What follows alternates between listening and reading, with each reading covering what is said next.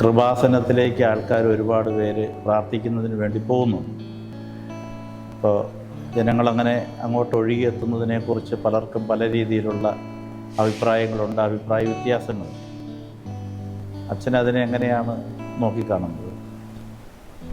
അതൊരിക്കലും ഒരു മെത്രാൻ്റെ അനുവാദം ഇല്ലാതെ ഇങ്ങനെ ഒരു കാര്യം അവിടെ നന്നായിട്ട് നടക്കില്ല. അപ്പം ഞാൻ മനസ്സിലാക്കുന്നത് അവിടെ ആലപ്പുഴ രൂപത മെത്രാൻ്റെ അനുമതിയോടുകൂടിയാണ് നടക്കുന്നത്. എല്ലാ പിതാക്കന്മാർക്കുമൊക്കെ അറിയാവുന്ന കാര്യമാണ്. ഇനി അവിടെ നടക്കുന്ന അത്ഭുതങ്ങളുടെ അടിസ്ഥാനം എന്താണെന്ന് ചോദിച്ചു കഴിഞ്ഞാൽ അത് ക്രിസ്തുവാണ്. അപ്പം അവിടുത്തെ പ്രാർത്ഥനകൾ ക്രിസ്തോ സെൻട്രിക്കാണ്, ക്രിസ്തോളജിക്കലാണ് അവിടുത്തെ എല്ലാ കാര്യങ്ങളും. ഇപ്പം മാതാവ് അതിനൊരു ഉപകരണമാകുന്നു എന്നുള്ളതാണ്.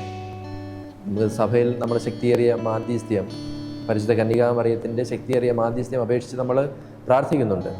അപ്പോൾ അവിടെ നമ്മൾ പ്രത്യേകിച്ച് കാണുന്നത് അവരൊരു ഉടമ്പടി എടുക്കുന്നു, അതിനുശേഷം പ്രഭാത പ്രാർത്ഥന, സായാഹ്ന പ്രാർത്ഥന, പിന്നെ എല്ലാ ദിവസങ്ങളിലും ഏകദേശം അരമണിക്കൂർ ബൈബിൾ വായിക്കുക, വചനം വായിക്കുക, എല്ലാ ദിവസവും ദിവ്യബലിയിൽ പങ്കെടുത്ത് പരിശുദ്ധ കുർബാന സ്വീകരിക്കുക, ആഴ്ചയിലൊരിക്കൽ അല്ലെങ്കിൽ രണ്ടാഴ്ചയിലൊരിക്കൽ കുമ്പസാരിക്കുക എന്നീ കാര്യങ്ങളാണ് ചെയ്യാൻ വേണ്ടി ആവശ്യപ്പെടുന്നത്. അപ്പോൾ ഇത് ചെയ്യുന്ന ഒരാൾക്ക് അത്ഭുതം നടന്നില്ലെങ്കിൽ അതിശയമുണ്ട്.